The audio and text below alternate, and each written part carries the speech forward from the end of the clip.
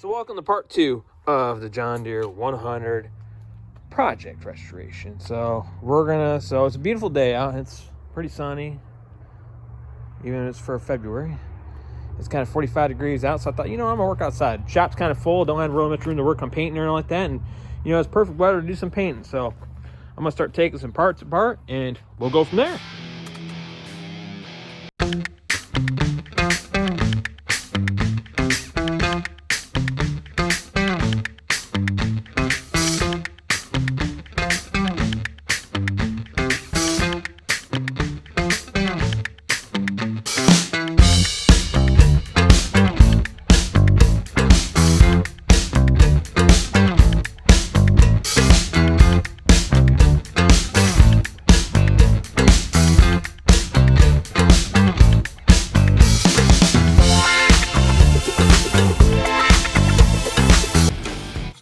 So I kind of got some parts.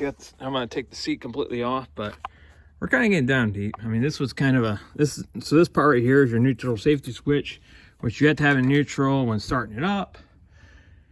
And you just have your key switch over there, but I'm just getting some of the parts kind of taken apart. Luckily, I know how they go back together. I'm going to keep a lot of these mechanisms kind of how they are. I'm not taking them all the way off. If I take them all the way off, it's going to really mess everything up. So luckily, this mower is not too complicated to get worked on. So we're gonna get to the next step of sanding parts down. I'm gonna talk about what tools I use and what tools are great to use. Sometimes tools that get chaotic to use. But the next part we're gonna be doing is getting a DA sander and start prepping parts with 120 grit sandpaper. Whatever sandpaper that works good for working on this. So for like that kind, so decals, I'm gonna try to keep all that original because I can't get any more. So I'm gonna probably go right around it. I'm gonna take the 120 sandpaper. I'm gonna do all this by hand. A lot of this for the dust that I'm gonna start cleaning all that. Probably taking the air wand, blowing all that out. So yep. So when it comes to doing prepping, sanding, and all that kind of stuff, you want to take the parts off. You want to take tip 101 when doing restorations. You want to take pictures of everything you do, because there might be that one bolt, or even label your stuff, because there might be that one bolt, one part that might have to go back in that one certain spot. I kind of went overboard, took stuff apart, but you know what? That's all right. Kind of know how this things go back because I took pictures. So a couple tools you'll need. One thing I like to use is my air compressor. And using a DA sander, you can get one of these on Amazon. I'll have on probably the comments below of the DA sander I use. It was a DA sander that I really like using. I've used it when I was in the Weld shop doing aluminum trailers, and it's been a great one. I bought one after I liked it, using it, and so got 2 of them for home when I'm doing restoration projects or doing fabrication projects for people. You're gonna need some paint. You're gonna need some paint for when we get it all prepped. I use Ace Quality, the Rust Stop.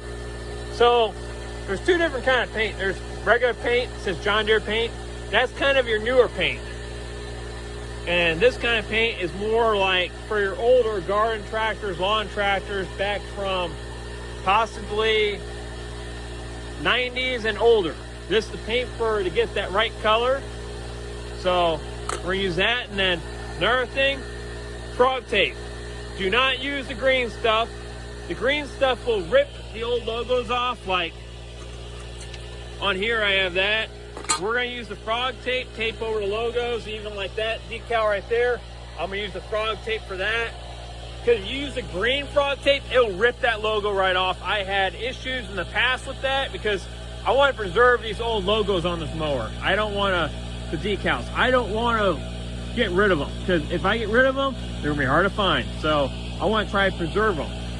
So, and another thing too, these sticky back, even the Dura-Gold, I had really good luck with the P120. So it's 120 grit sandpaper. I had good luck with this. I use this for doing car restoration projects. I'm working on a 4-door right now, but I'm gonna wait till a little warmer to do that project. I still got a little more to go on that project, but so.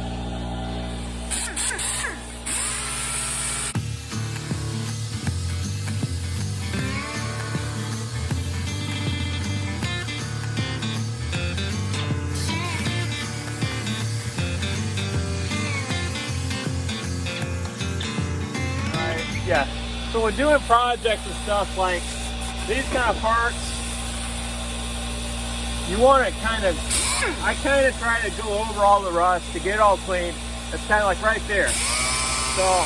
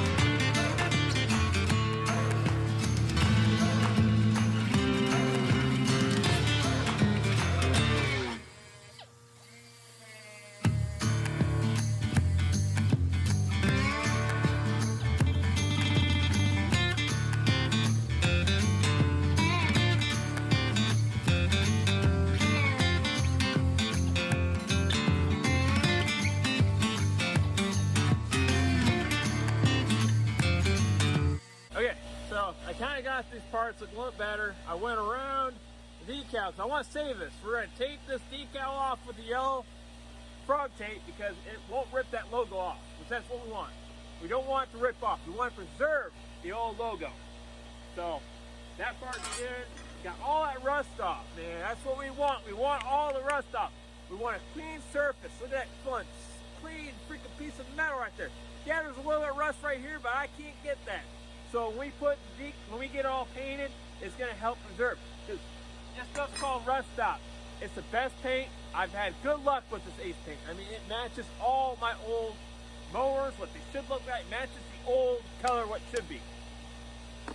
Next part, we're going to probably clean, and then after that, I'm thinking about welding it because I can see right here, I'm going to try to weld 2 washers. I'm going to weld a washer on top to at least kind of save this right here. You kind of see it starting to crack. That ain't paint. That's the paint already cracking, but you can see right here, there's a lot of lines. It's the metal kind of over time starting to get wear. So I'm going to try to hit this down.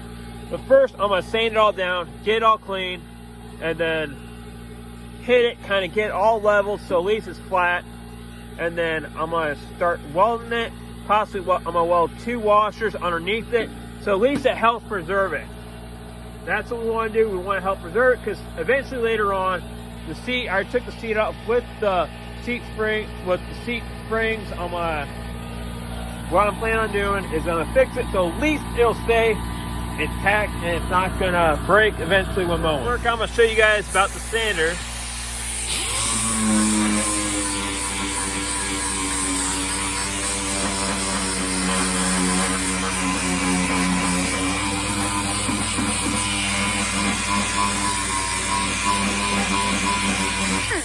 Right now we're doing a sanding process and see how that goes after getting the sanding process done.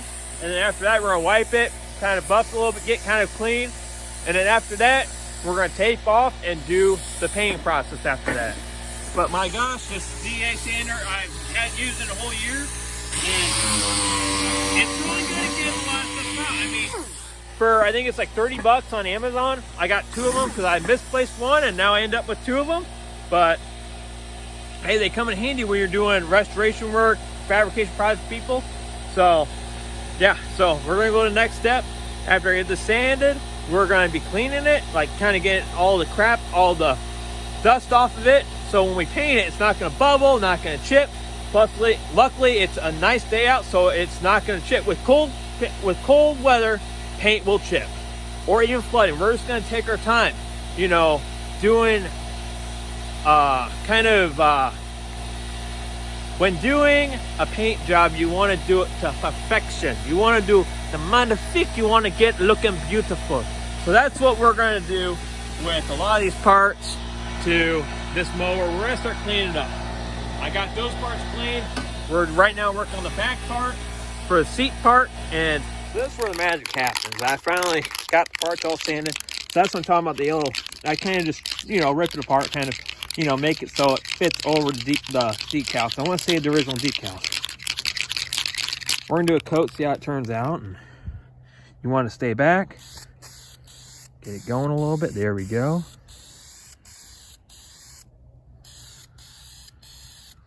You don't want to go, you don't want to flood. You just want to, you know, just kind of take it easy a little bit. It's kind of still look cold, but you know what? We'll see if it works. If it don't, we'll just sand it down again. I mean, I'm not getting flooded. We're just kind of getting it. It's kind of still cold. I see a couple bubbles, but you know what? This is only the first coat.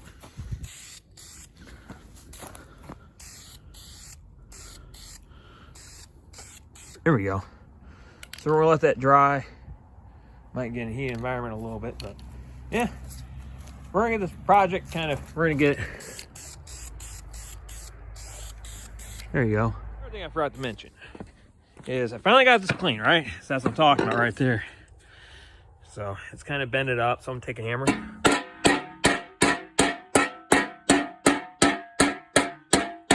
Get all flattened down. See, it's flattened down now. And then this one. Okay, that's flattened down too. So at least we got those parts flattened down. Now we're gonna get onto the welding part. So my main idea is I flipped I cleaned all the parts off and all that stuff. We got all the surfaces cleaned. So right here and right here were the bad parts. So I'm gonna weld a washer right here and a weld a washer right here.